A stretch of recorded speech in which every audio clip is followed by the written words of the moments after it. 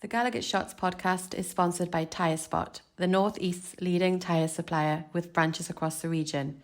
Tyre Spot don't just do tyres, they cover everything from servicing to wheel alignment.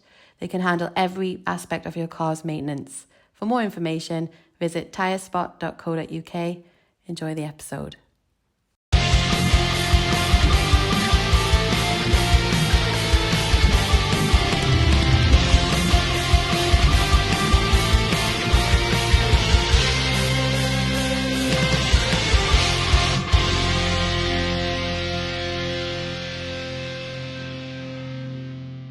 Hi everybody, welcome back to the GallowgateShots YouTube and podcast channel. We are back with another match preview. After rising from the ashes last week and getting back on track, we focus our attention to who is it we're playing? Does anyone know? Fulham. That's right, it's Fulham. Sorry, it's been in there since the last one and I had to use it because it's there. Who's it again? Right, it's Fulham. It's Saturday the 1st of I'm going to use it throughout, so get used to it. It's Saturday the 1st of February.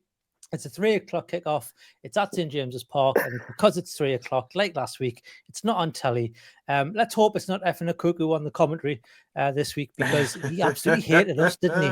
But anyway, you'll find it on some dodgy stream somewhere, no doubt. Unless you've got tickets, unless you won the ballot. I didn't. Yet again, that's 0 for 0. Not 0 for 0, 0 for however many it is now. But anyway, Fulham are 10th in the league, 33 points, 8 wins, 9 draws, and 6 defeats. I think we'll come on to that a bit later, Andy. But yeah, they're getting good at getting draws at the minute. 34 goals scored, 31 conceded, puts them on a +3 goal difference. And yeah, let's start off with some commentator stats. Newcastle are undefeated in the last 8 Premier League home games against Fulham with 5 wins and 3 draws, keeping 6 clean sheets in that run since a 1-0 defeat in May 2009. Fulham won the reverse fixture against Newcastle 3-1 in September. We'll talk a little bit about that later. Only in 2006, 2007 and 2008, 2009 have they completed a Premier League double against us. So they could be looking to do that again. Newcastle have won 7 of the last 8 Premier League matches, losing 1, winning most points of any side across the last 8 games with 21 points, while only Liverpool with 25 points have scored more goals. 25 goals have scored more goals than us on 22 in that spell. So we're pretty mint at the minute, apart from one game, which we shall not talk about. Fulham have picked up 16 points in 11 away Premier League games this season, with 4 wins, 4 draws and 3 defeats, only 2 fewer than they managed last season, with 18 and 19 games, 18 points in 19 games, that'll be. They're 1.45 points per game on the road in the 2024-25 is their best tally in a single Premier League season. So they're not doing too badly. And finally, only Manchester City have won more points from losing positions in the Premier League this season with 17 than Newcastle on 15. The Magpies have won 4 games after conceding first in 24-25. That's their most in one campaign since the 2002 to 2003, where we did 4. Last doing so more often in 2001 to 2002, where we did it 9 times. Then as well. We're mint then as well, and we're mint now. Andy, mate, tell a little bit about Fulham. About who, sorry? Sorry. Santi? About Fulham. Right. I don't know who you're on about there. Yeah, sorry. Fulham being in 10th is probably the most predictable league position for Fulham ever. They're just one of these teams who plod along, play all right football, get to mid-table. If you look at them, Brighton and Palace, they've drawn more than anyone else in the league. I think Brighton have got 10 draws to Fulham and Palace's 9. And that seems to be where they're going wrong. They're scoring in pretty much every game. I think there's only been 3 games in the Premier League all season where they haven't scored. One of them was weirdly at home to Southampton, which is just unbelievable how you ever don't score against that lot. And then weirdly, they've lost 1-0 to Man United twice this season. And the game against Man United, I watched the extended highlights and they were really unlucky not to get something out of that game. Man United had one shot on target, and it was a bit of a, I don't want to call it a fluke because it was a good goal, but it wasn't exactly carved open by Man United or anything like that. So they've been a good side. I've kind of got this strange hatred for Fulham, and I don't know whether it's just because I was down there earlier in the season and I had a lovely day, and we were just saying there before we came on, it felt like an away day from the past where we had a lovely day out in London, and then the football started, and it was just horrible from start to finish. Although I did get a pound a pint in London, which is unbelievable. Don't know how I managed that. Blimey. In the ground. But the neutral away end was weird. But anyway, I digress. But good side. They're finding goals all across the pitch. Jimenez, they've given a bit of a resurgence to. I think we all thought his career was over after he tried to come back from his head injury and he looked a bit ropey, and then he's top scorer for them. Second top scorer is Iwobi, another one who I would say was probably in the football wilderness. No one really knew what he was good at, and they've started playing him a bit more advanced in games, and he's looking really sharp and really good again. And then in terms of other players that I really like, I think everyone likes that Anthony Robertson left back. Probably one of the only players who can rival Lewis Hall for being the best left back in the league this season. So they've got good players all over the pitch, but you have to, again, going back to us, you have to fancy us in games like this. These are the sorts of games we can't be doing another Bournemouth as unbelievable as they are. We've got to be turning up at home against the teams that aren't necessarily in the best form and getting 3 points.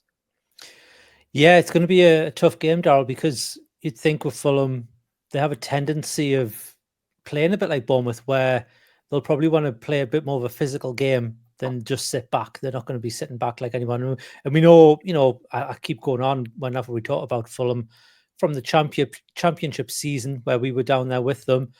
They were one of the surprise teams of that season. They came up the season after us, I think it was, and we all thought they were going to do well. They've stayed up.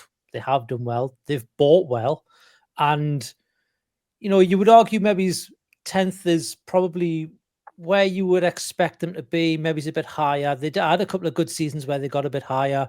They've had a couple of seasons where they're a bit lower, but they're bobbing in and around. But the good thing about Fulham, and the thing that, I like about them, not that I like them as a team as such, but they have bought well. They've got a good side of them. They've got, was it Emil Smith-Rowe this summer, who I think was a cracking buy. I thought he was highly underutilized at Arsenal, and they've got him. I don't think they've used him every game, but when they have used him, they've used him very well. He scored against us. Getting injured, I think.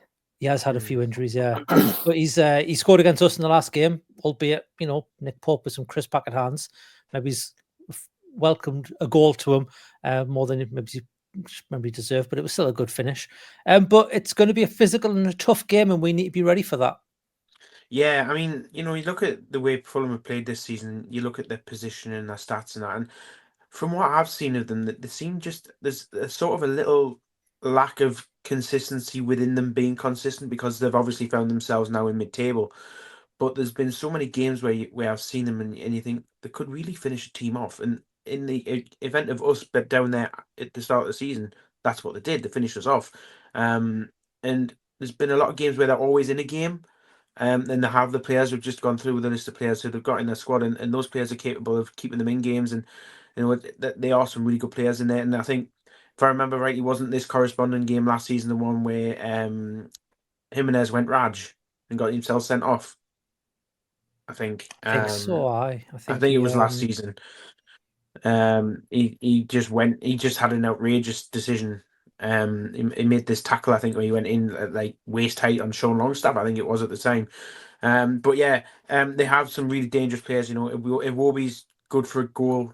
He's a really good player at the press from midfield, get himself in and around the box. The defense can be quite sturdy. They've got Anderson, who they brought in from Crystal Palace in the summer, and alongside Anthony Robinson at left back as well. Bernd Leno, goalkeeper from Arsenal. Now, he can be a little bit shaky. We've seen a few things where his decision making is not quite right, but in general, he's quite a good shot stopper, and he can certainly get himself around his box and across his goal to make a save or two. And I like how Marco Silva has them set up as well. It's almost as if Marco Silva has found himself again being at Fulham after his spells at Watford, where you did quite well, and then having that nightmare time at Everton, like a lot of managers have in recent years. And going back to London and working at Fulham, it took him a little while to settle in. Don't get me wrong, but he's certainly got his feet under the table there now, and he's got them very solidly mid-table. And I mean, Everton broke Carlo Ancelotti. yeah, So I think the fact it broke Marco Silva's probably fair enough. It broke a lot of people. It broke Rafa Benitez as well, didn't it? God bless you, Rafa. But Broke before yeah, we I even mean, got there, I think, with Rafa. I don't think they gave him a well, chance to even get his feet under aye. the table, bless him. But yeah, I mean, he's doing really well down there at Fulham as Silva. So I think they're quite a good match together, and the team plays well for him. And I think it'll be a very physical game, and it's one that we'll have to be on top of. Yeah, and we mentioned it briefly, Andy. The last game this season when we played them down at the Cottage, it was a 3-1 defeat. We talked about before we went on air. It was the start of our, before the game we weren't playing well, but we were getting results, and it was kind of one of those where we knew it was coming, and we were due a bit of a hiding because of the results were going our way, but the performances really weren't going our way, and you just knew some team were just going to just give us, maybe what we deserved, and unfortunately it kind of fell to Fulham, where they got a couple of goals early on, off the back of us having a goal disallowed. By the way, there was a Joe Linton goal disallowed where I think that crossbar's still rattling. After he whacked it so hard off that crossbar, but he was offside during the build. Well, I think Willock was offside, and then, like I say, a couple of mistakes. Nick Pope letting the ball go through, and then I think right at the end there was a massive mistake. We can talk a little bit about that, but I don't expect it to be the same from us this time around. No, that was we've discussed it a few times in other previews. That period in the season where at first we couldn't score, and then we tried to change it up, and then all of a sudden we were just shipping goals the other way.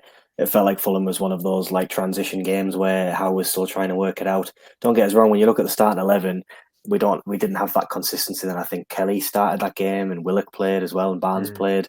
I think Kraft was in the starting 11 as well. I think he was playing either left back or centre back at some point. Possibly, so yeah. I think that was showing how strong we were in terms of the starting 11. And I think at the time we probably didn't think that was necessarily a really weak team, but when you compare it to the 11 that we're putting out all the time now, it's night and day in terms of that midfield three, the consistency at the back. I think the disappointing thing about that game was that resilience and what Eddie Howe talks about in terms of the desire to defend the goal didn't really seem to be there in that game. We were so weak, and we kept saying that during that period of the season, that we just looked weak in the challenge, weak running. They looked really tired, even though we just had, a full pre-season, and we started the season so lax. It was just really odd. So maybe that was one of those games that there's been a couple more where Eddie Howe's gone through them and said, lads, this isn't good enough. This isn't the standard we set ourselves. And no doubt Marco Silva will be saying to these Fulham lot, this is going to be a different proposition at St James's Park with the form they're in. I mean, even if you include the Bournemouth game that didn't happen, we've still won 9 out of 10 games.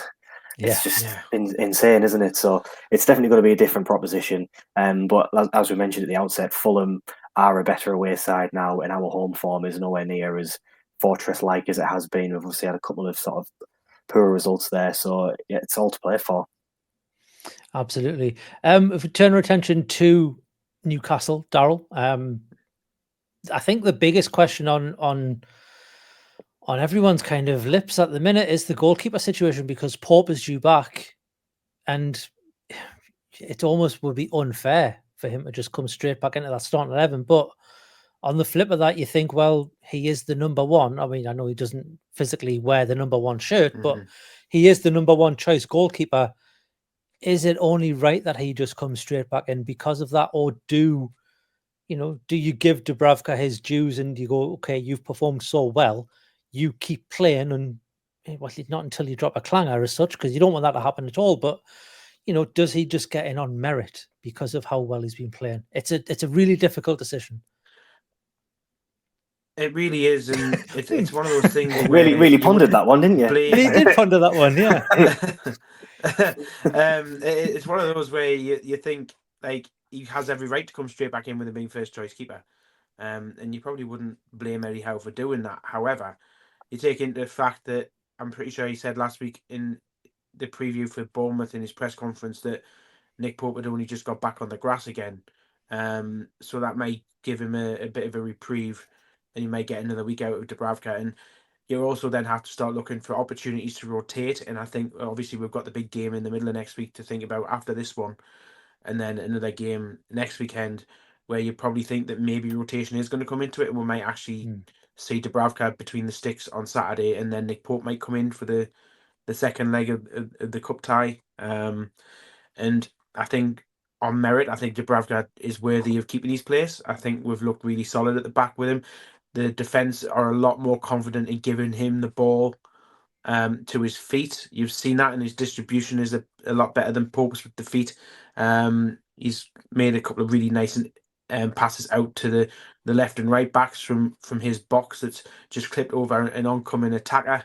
And I think for me at the minute, I think it's going to be Dubravka. It has to be Dubravka, simply on the form that he's managed to get himself into. My question would be, who would you rather is in goal for the Carabao final if we get there? Because I think that's the difficult thing, isn't it? You don't want, on the day, Pope's clearly the better keeper. It's just, do you really want to be throwing him in? I mean, the last Carabao final we were in, we chucked a keeper in who barely played, and it didn't end very well. Yeah. So I think it depends on the opposition, doesn't it? Like, it 100% if you play in Spurs, you probably want Dubravka because you're going to have more of the ball. That you're going to be under pressure high up the pitch, and you want him to be able to use his feet. Whereas against Liverpool, maybe you want Pope because he's that shot stopper.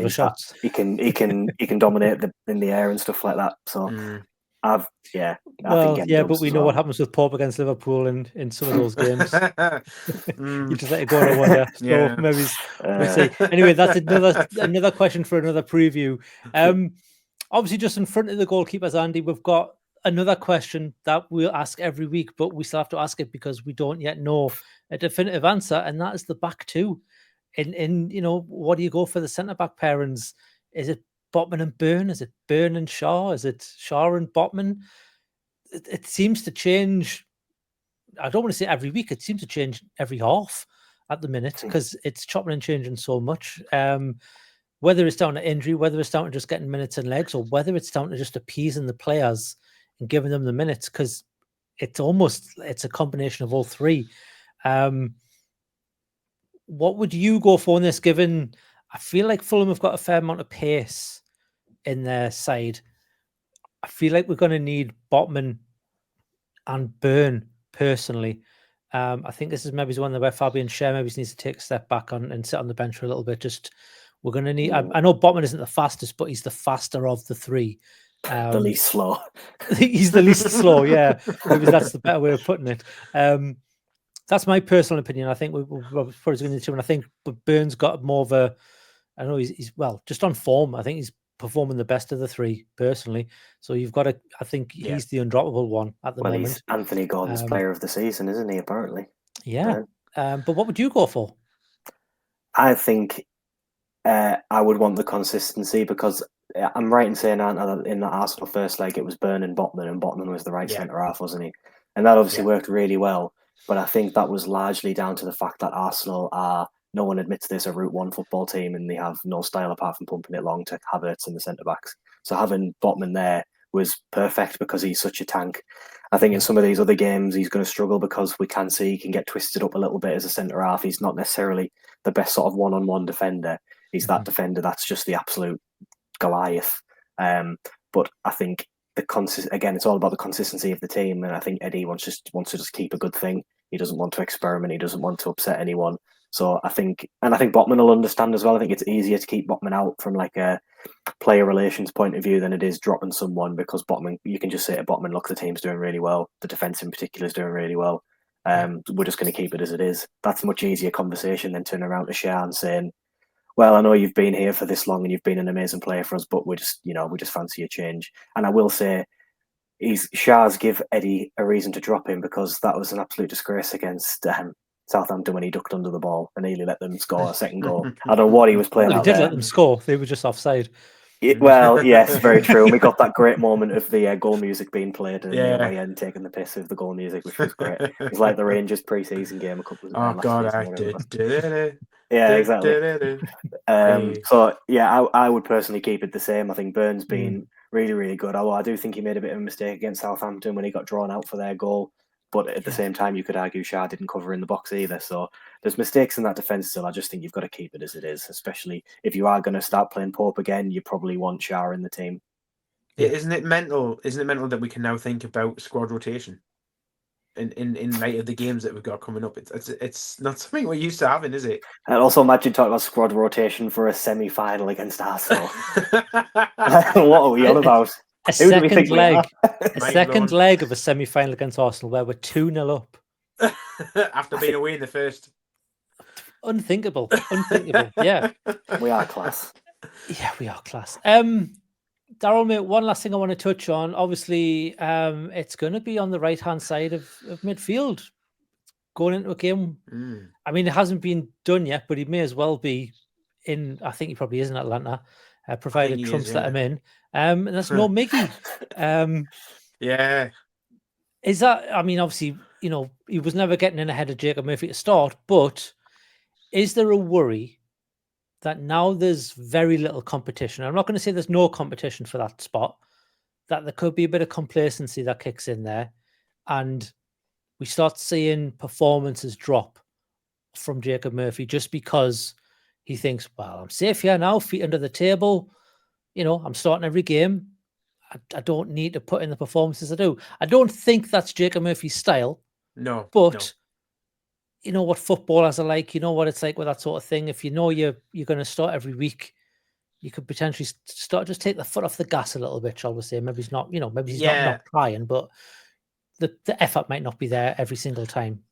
Yeah, it's not unusual. You know, you've seen it plenty of times before where players, you know, got nothing behind him, so his sort of energy or drive just dips ever so slightly because he knows there's nobody behind him to come in and challenge him for his place. And as much as I'm sure half of the fan base are, you know, they've got the flags out because Miggy's away, and I just think because it doesn't look like we'll utilise any funds to bring in a replacement for him this month, then it is going to be a bit of a case of, well, you've got Jacob Murphy and then you're scratching around for, what, do you put Joe Willock in there as a temporary thing? Do you push Tino up there and play Trippier behind him?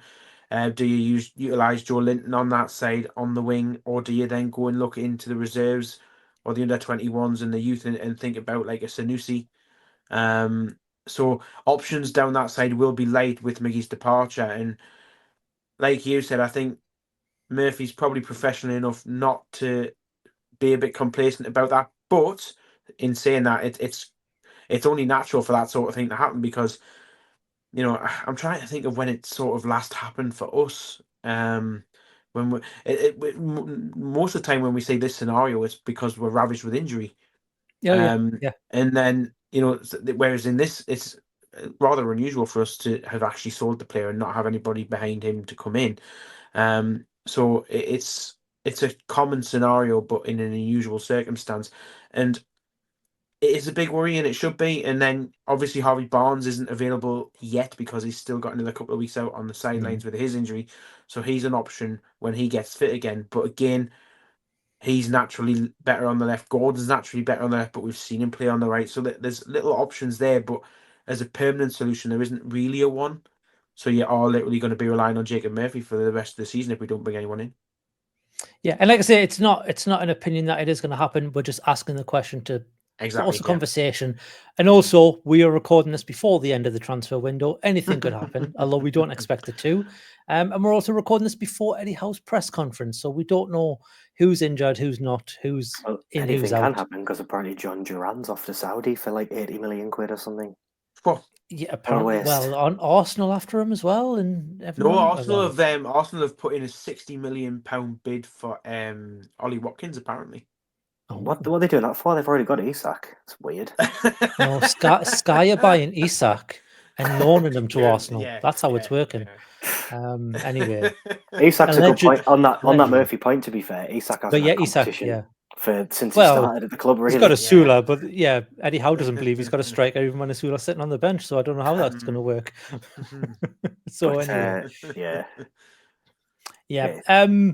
I think the rest of the team pretty much picked itself, lads. Do you agree? Yeah, I mean, it's picked itself for the past few weeks. We've kind of struggled to talk about the team because It's been picking itself Because since the class. for the last 10 because we're class. Yes. There's only one question mark in the more midfield. you want to say about? Or are we all good?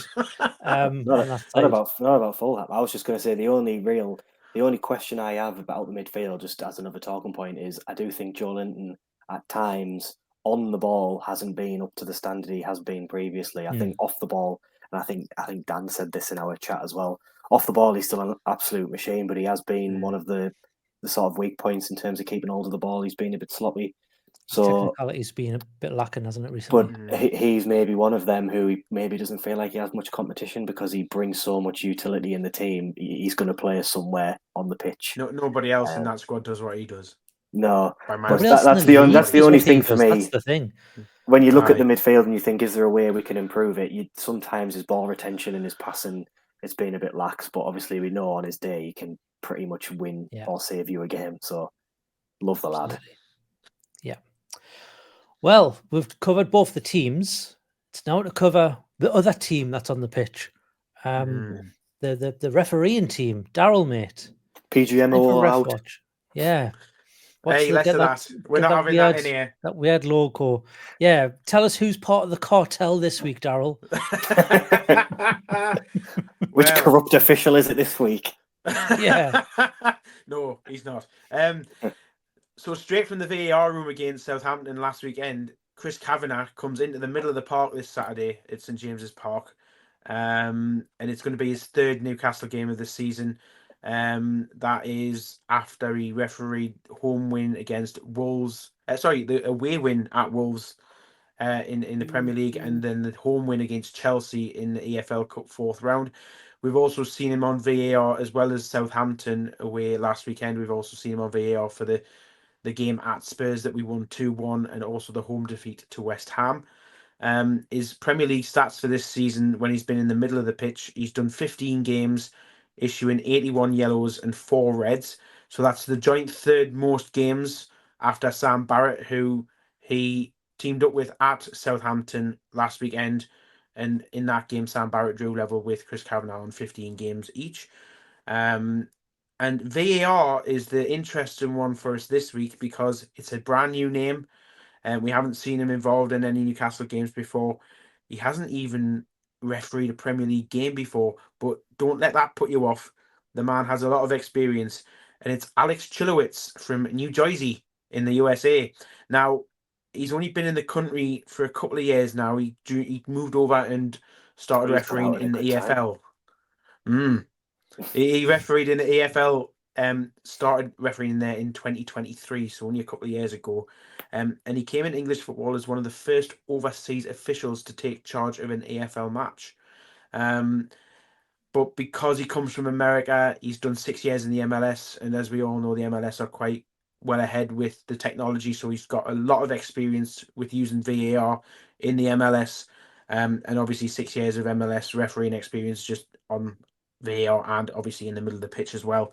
And when we say he's experienced, he is really experienced for the Premier League as well. And obviously this is going to be the first time that we see him. However, it's his 10th Premier League game on VAR duty. So he's already got 9 under his belt. So he is somebody who's well versed in VAR. So we can only assume that it should be quite an efficient game. Do they do all the on-pitch announcements in the MLS, I'm guessing? Yeah, I think they do. And that's something that we'll come on to when we preview the semi-final ahead of next week's semi-final second leg. But yeah, so the communication he'll have with the officials in the middle should be quite efficient. And, you know, I'm not going to go through this cartel rubbish that the Arsenal fans are crying about. Just go and cry into like pie and mash or whatever it is you do down there in North London. They don't do mash. A well-known London dish. Yeah, pie and mash. It's jelly deals, isn't it? And whatever. Well, it's both, isn't it? They love pie, mash and liquor down there, don't they? But I think, you know, there's nothing for us really to worry about here. We've seen some, you know, we've got experience with Chris Kavanagh in the middle. And like I say, Alex Chilowitz, he's a very experienced VAR official, so should be a good game, I think. Well, let's hope if he gives you a penalty, we don't have to run it from the halfway line like the Americans used to do with our penalties. And do one-on-ones. The early MLS days, yeah, the early MLS days. If you don't know what I'm talking about, ask your dad. if you're watching this. He'll tell you all about that one. Hockey penalty. Right, boys, let's turn our attentions to our predictions. Daryl, mate, I'll come to you first on this one because we've got a new VAR member from the USA. I'll come to you for your prediction. What are you going for this time? I wonder if he pronounces the opposition's name the same way our mate Santi does. I don't know. What do you I'll have reckon? to find out. I don't know.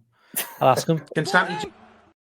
Yeah, maybe he does. Aye, there you go. So I'm gonna go with a nice and solid 2-0 win. Now, I said that last week, and I sort of got it right because we won by a 2-goal margin. So I'm going to go the same That's again. not sort of doesn't right count. at all. We conceded Hang a goal. on. Hey, We went 1-0 down. That's I not a solid got the 2-0 margin win. right. I got the margin right. We won by 2 goals. No, Not I'm playing going to go for super that 2-0 win.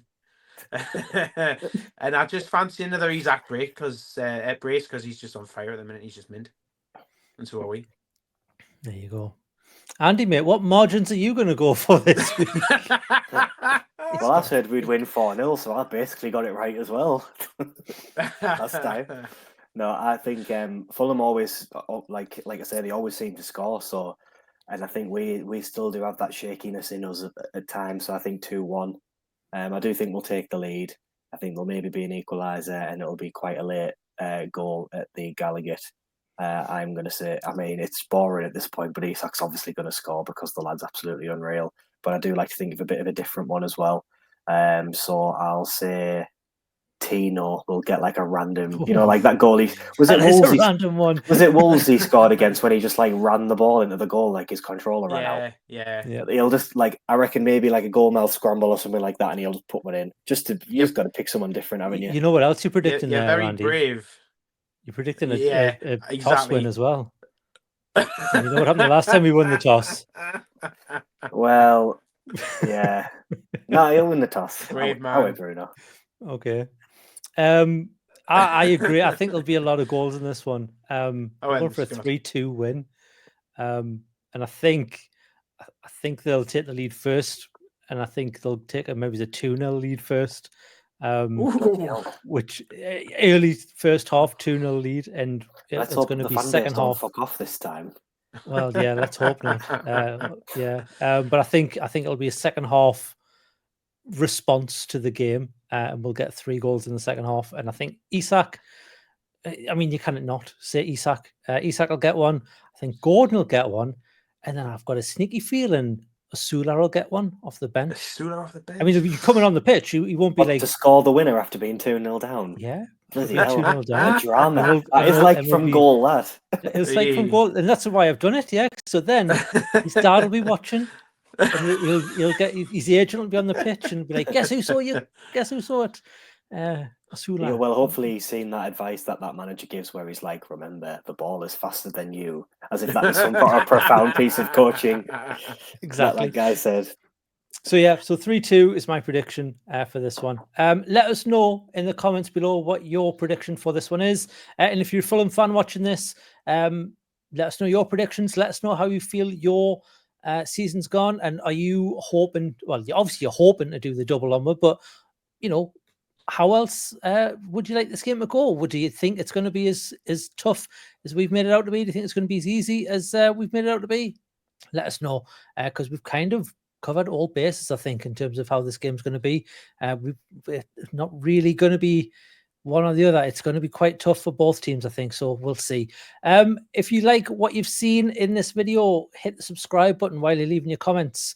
It'll put more of our videos in your YouTube feed. And if you want to be notified when those videos go live, you can hit the little notification bell, and that'll give you a notification of when new videos go live on the channel. And if you want to, you can hit the little thumbs up if you like this video to put this video in other people's feeds on YouTube. That's how the algorithm works. That's what we need. So hit the thumbs up button to share this video around with your friends, your family, and anyone else on YouTube.